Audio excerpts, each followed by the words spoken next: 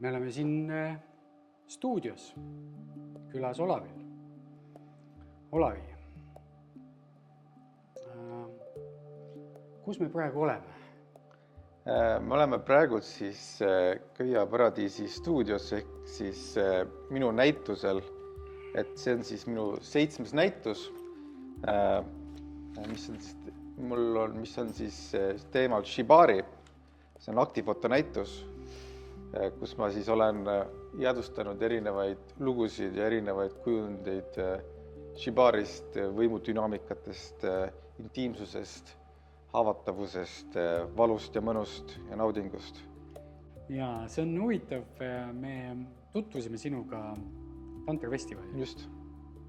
Ja me otsisime sinna fotograafi, meil on festivalil on igasugune pildistamine nagu keelatud, juba aastaid olnud, 5 aastat me oleme olnud selle koha pealt ranged, aga me alati loome sellise stuudionurga, sellise keskkonna, kus saab igaüks tulla ja oma siis kostüümis esineda ja meil siis fotograaf jäädvustab selle.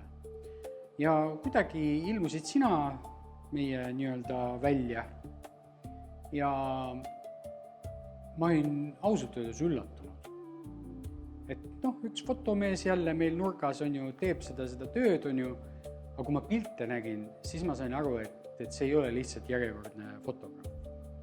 Et ma olen ise olnud pildistanud 25 aastat. Tegelikult mul esimene kaamera oli, kui ma olin vist 8. Et juba siis ma mängisin nendega. Smena 8 oli siis. Et, ja väga varaselt ma läksin digipeegli peale üle, see oli vist 2004 või 2005. Ja näha kedagi, kes nii kiiresti ja nii osavalt neid, sest et meil on seal konveier. Just. Käib 300 inimest kaamera eest läbi ja sul on mingi piiratud 1,5–2,5 tundi. Ja pärast, kui ma vaatan neid tulemusi, siis kus see aeg nagu võeti, et need kõik niimoodi sättida ja kõigil on sellised ilmed näha. Nii hea kuulda, kas keegi mõistab seda. See on nagu ülim professionaalsus ja loovus. Ja sa ei väsi seejuures ära, sest et see mass, mis läbi käib, palju sa teed mingi 3-4 tuhat pilti vist selle aja jooksul. See on räige kogus käib. Räige kogus. Ja sul tuleb see niimoodi juba 6 aja pärast meil on pildid käes, me imetleme, siis ütled, näed, ma siin töötlesin, mul läheb suu lahti ja niimoodi sa oled meiega koos olnud juba 4 aastat. Just. Ja sellest on saanud nagu meie tantrafestivali selline nagu käekiri või selline nagu aktsent. Et see on üks nagu tippsündmuseid, kus inimesed saavad oma kostüümides minna pildistama. Ja saavad sealt nagu imelisi fotosessiooni ja mõned tulevad sinna mitu korda ja mitme erineva sõbraga ja seal on alati nii palju nalja saanud, et see on nagu üks lõbusamaid nurkasid. Jaa, tõesti, et see on tõesti, et seal alati inimesed tulevad sinna mingi hea tujuga, teevad seal pulli, tee mis minuga siin nurgalt ja tee nüüd nii ja viskan jalaga veel õhku veel ja siis nagu see, isegi kuigi see jalg õhku võib olla hea pilt, see ei lähe valikusse, aga see on lõbus teha, et inimestel on nagu lõbus äge teha neid asju selle, et jah, et see on kindlasti see üks pool sellest, aga mul on nii hea kuulda, aitäh sulle, et sa nagu mõistad seda konveieri poolt, et mina kui kunstnikuna on see, et ma tahan nagu keskenduda ja süveneda ja mingi ühendada inimesega, kui ma pildistan, aga seal nagu põmm. Ja siis aga saada sealt ka veel nagu häid pilte, et see on ongi süke, jah, et see on omaette kunst. Ja sealt tulevad väga head pildid. Ehk et pärast inimesed, kes julgevad, jagavad neid kusagil Instagramis või Facebookis ja see on nagu selline nagu vau. See on selline tugev vau-efekt on sees nendel piltidel. Et, ja ma usun, et inimesed ka hindavad seda, sest et paljude jaoks on see võib-olla esmakordne kogemus üldse fotograafi ees niimoodi ja veel sellises kostüümis olla, on ju. Kusjuures ongi, et ka minu keskmine klient on esimest korda üldse fotograafi juures ja siis ta tuleb veel aktivfotograafi juurde, see on eriti intensiivne nagu, et jah. Põnev. oled sa jälle tulemas meie festivalile? Muidugi, jaa, see aasta jälle nagu, et traditsioone tuleb jätkata nagu, et... Ja me oleme teinud ka huvitavaid grupipilte.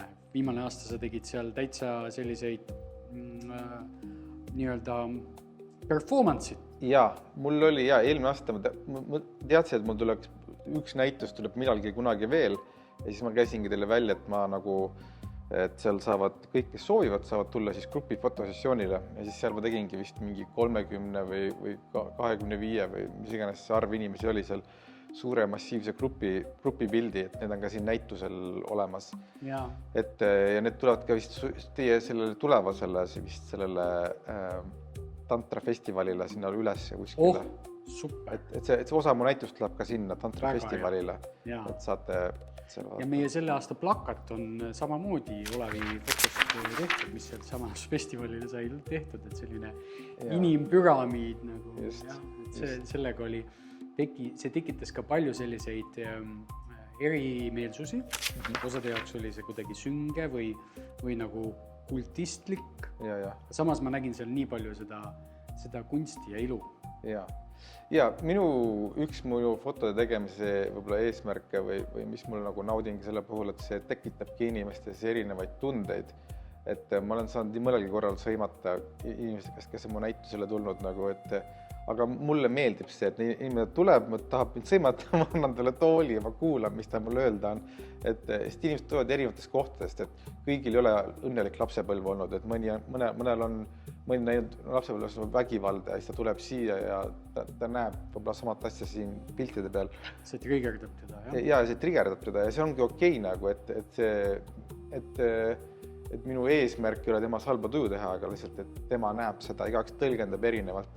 Ja mis ongi huvitav minu piltide puhul on see, et ma vahest kuulan, mida inimesed räägivad, mida nad näevad oma piltide puhul ja siis minu peas mingi see pilt tähendab midagi hästi lihtsat, aga tema näeb sealt mingi suurt lugu, mingisugust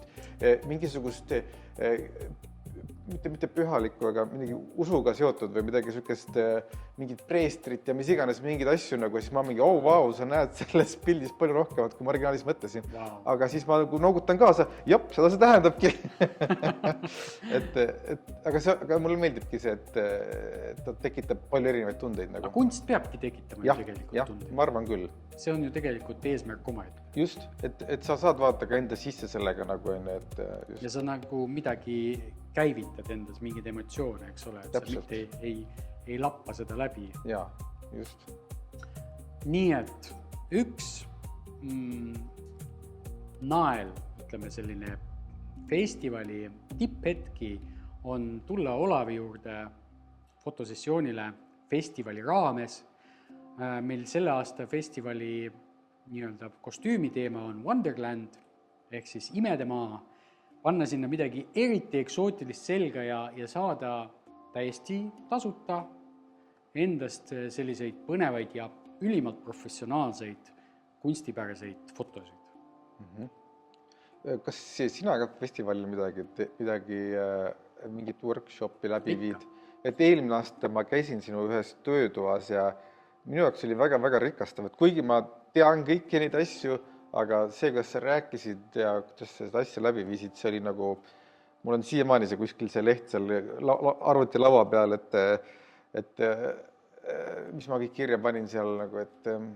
Millises töötoas sa olid? Ma ei mäleta selle nime, aga mis seal toimus? See oli seal Kamina saalis ja... Modelliga? Modelliga, just. Ma rääkisin naiste orgasmidest. Just, täpselt. Vist oligi mingi 15 orgasmi või mis iganes, miljon erinevat orgasmi, vist oligi varba otsast kuni pealaeni. Et kõik need. Mis sa see aasta teed? See aasta me õpetame Bellaga koos energeetilist massaaži, kus me keha ei puudutagi. Ja see on selline huvitav valdkond, mis tekitab inimestes, eriti meestes, alati sellist tohutut kahtlust. Et see peab olema fake. Et see naine, kui sa tähele panid, siis ma natukene demonstreerisin seal tolles töötoas ka, et ma katsin naismodellil silmad kinni ja kui ma niimoodi tema keha kohal liigutasin, siis ta võpatas nende kohtade pealt, kus mul parasjagu käsi oli. Panid sa tähele? Kuna see oli nii täis, siis ma ei näinud sind üldse, ma ainult kuulsin sind. okei. Ehk et me seal juba tegime väikese demo sellest ja inimesed nägid, et noh, see ei ole mingisugune, see ei saanud olla mingi kokkumäng või et nüüd ma olen nüüd siin või, et tal olid silmad kaetud aga ta keha tajub. Jaa. Ja see taju äratamine kehas ongi võib-olla see võti, mida me õpetame see aasta, kuidas iga paar saab jõuda sellisesse kohta, et nad saavad pakkuda teineteisele energeetilist massaaži ja tunda seda reaalselt. See on väga põnev, ma väga tahan sinna tulla, sest et ma olen tantraga mingis mõttes seotud olnud või käinud endal kursustel juba mingi üle 10 aasta.